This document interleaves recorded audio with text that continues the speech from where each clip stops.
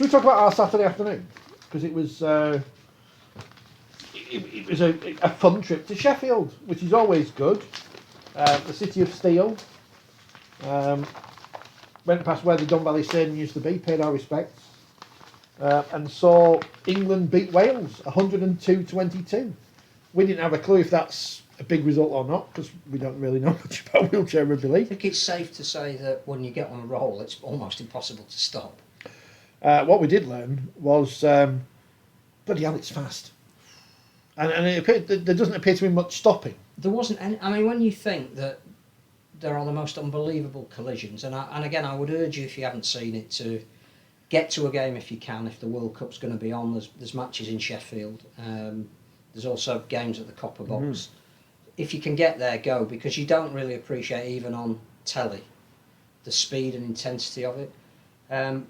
But not a single stoppage for an injury. You'd thought, a dislocated finger or a bruised hand, or how many times were players thrown out of their chairs and they just lever themselves back up and carry on. So that is 80 minutes of constant, relentless play, which doesn't happen in any other variant of the sport. No, I think the only major stoppage was for a wheel falling off. Yes, flew off. A wheel fell off. And a bit like the Formula One, somebody ran on, just clipped it back on, play on.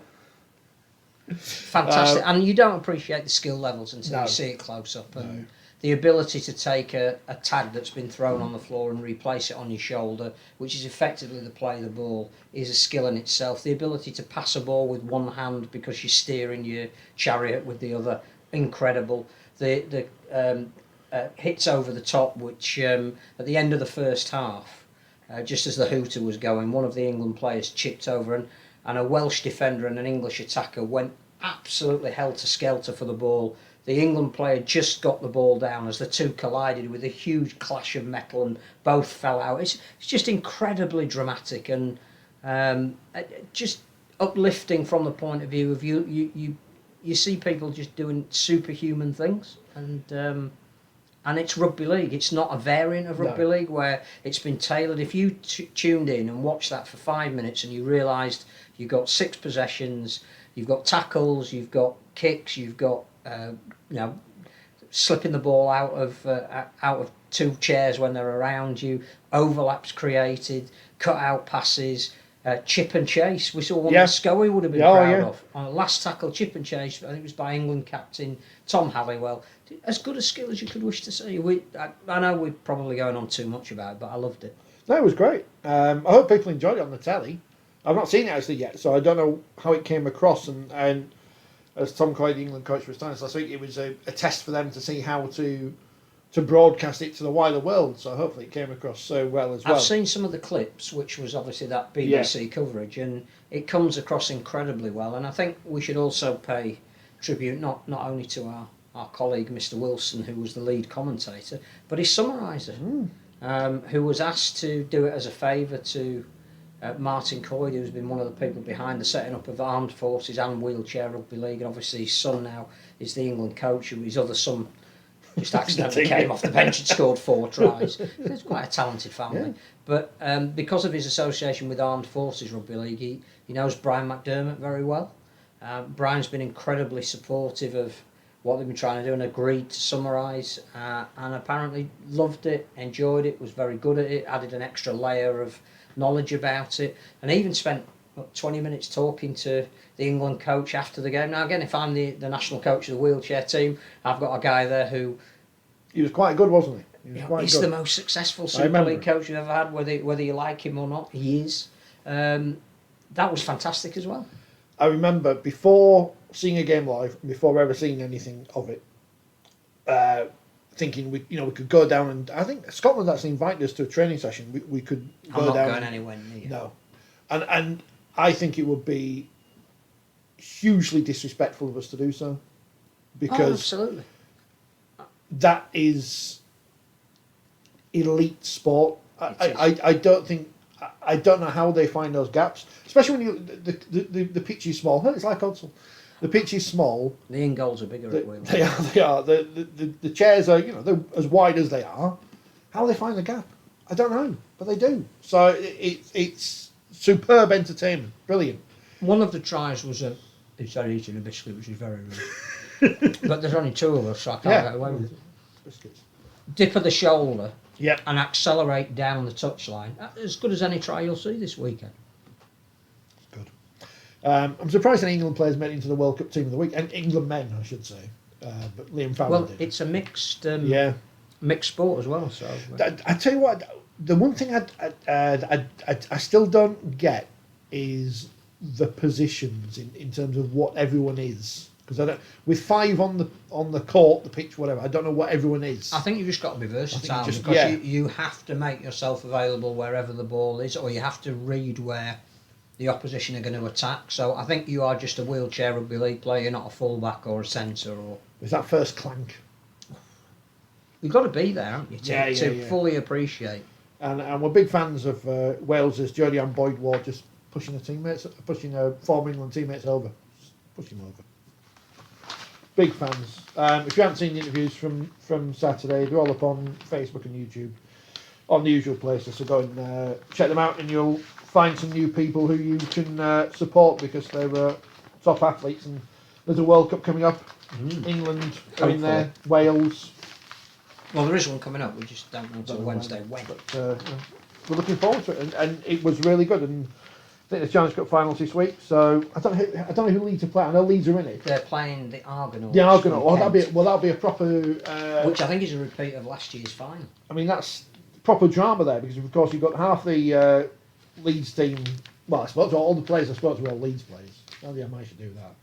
But the Argonauts, of course, you've got Joe Coyte who came off the bench and scored those tries, and Lewis King, the current Golden Boot winner. So, what a battle that will be! Can I make that's on the BBC as well? Nomination for Player of the Week.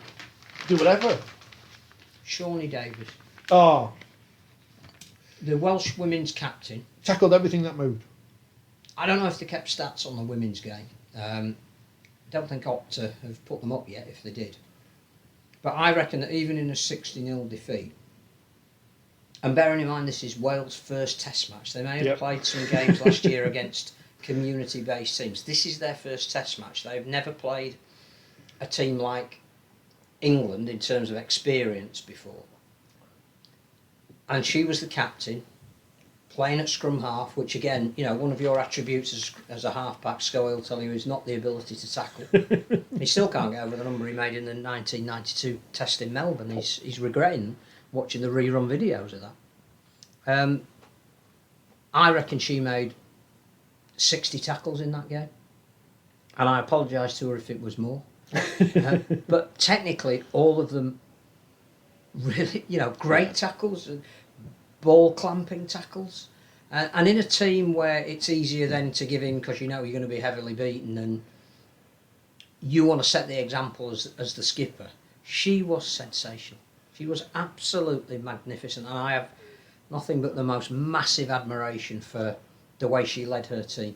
I don't know if I went into the game overthinking how good England would be and underplaying how, or maybe thinking Wales would be worse than they should be. I don't know, because when I say that, I think Wales have got no experience whatsoever. We're not playing against that level of intensity. So I'm not disrespecting Wales at all in terms of their abilities or whatever, but this is not a team with millions of rugby league caps. But they've got 0 caps. Yes, until this week. Coming up against 8 members of the team who've just won the Challenge Cup, who are the best team in the competition. And who've been in various World Cups. So on and so forth. I was kind of underwhelmed by England at the weekend. And maybe that is because of how good Wales defended, which again sounds ridiculous when the score's 60-0. Well, the bookmakers had it as 60 for England, so it's handicapped high on the coupon. But also, if we go back to the women's state of origin, 70 minutes. At the 70-minute mark in the England-Wales game, it was 48-0. And I think that's a fairer reflection of the effort Wales put into the game. Yeah. And they were always going to tire at the end of each half because they're just not used to playing. And clearly there was a little bit of naivety around kicks on the last tackle because it was almost like the team moved forward as they do in rugby union to protect the kicker. So they were all immediately offside. There were a couple of occasions where you could see forwards running in who were almost turning in the tackle as if they were going to recycle the ball rather than get as many metres forward as they could and hit the ground and get it up and play it quick. That'll all work its way out. But some of the performances of the Welsh players bearing in mind that they were coming up against some of the best we've got over here, was sensational. But again, I don't think the crowd worried too much what the score was. What they could see was effort. Yeah. What they could see was a willingness not to give in, even under the most extreme pressure. It's a cruel game, Rugby League. You can tackle brilliantly for 5 of the 6 tackles and concede on the 6th. You can actually play well and get heavily beaten. And I think those people that were at the ground or watching it on the telly or commenting on it could see that level of effort being put in. And the other thing about, forgive me again, but the singing of the anthems is one of the things that makes international sport really special, different from the day-to-day we watch in Super League. And the singing of the anthems at the women's game and the wheelchair game were magnificent. The wheelchair idea that when your name is called out, you move slightly forward to acknowledge the crowd, just brilliant. But the passion with which, particularly the Welsh, because singing the national anthem clearly is everything. Well, they've got a proper one, haven't they, as opposed to... It, as a neutral fan, or even as a fan of the opposition, you're in awe. The hair stands up on the back of your neck. Well done, Wales. And England did what England needed to do. They had a hit out. I mean, in fairness, it does say here, these are the words of Craig Richards. At times we were scrappy in attack, which seems strange to say given that we scored so many points, but it showed what we can do as a team. So maybe I wasn't too far off with my assessment. I think you're probably right. But they haven't played a game together for 2 years. For 2 years. Yeah. So, a bit like you can't read too much into the England men combined nations game. Yeah.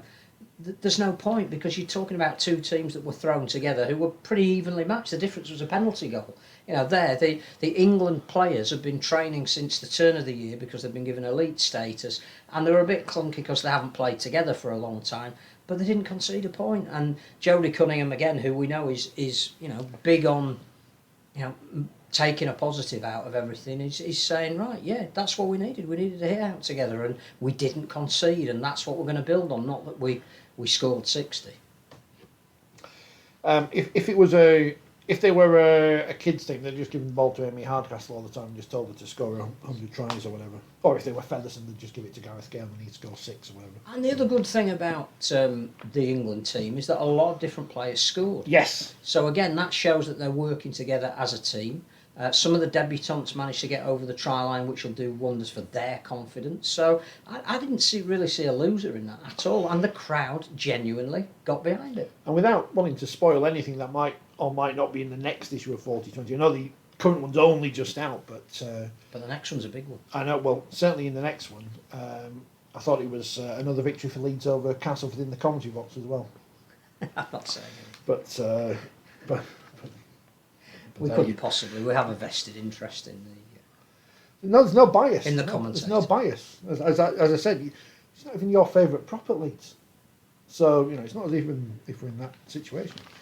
So that was England's women and wheelchairs. That's all the positives. Shona Hoyle, proper good interview afterwards as well. Love England, me. That's what she said. I don't know why I went into Scotty's voice there. I do think there is something so refreshingly genuine about the wheelchair and the women and wanting to play for their country. I think we get a bit jaundiced in and around the men's game. We do. But there is so much to admire in the women's and the wheelchair. Here's Carsten, before we get on to the Combined Nations All-Star Super Game. Yep. A wheel falling off is the official description of the leadership of the 2 rugby league bodies in England. That's Carsten. English not his first language there. With that Swiss-based German Carsten. You see, it's an analogy.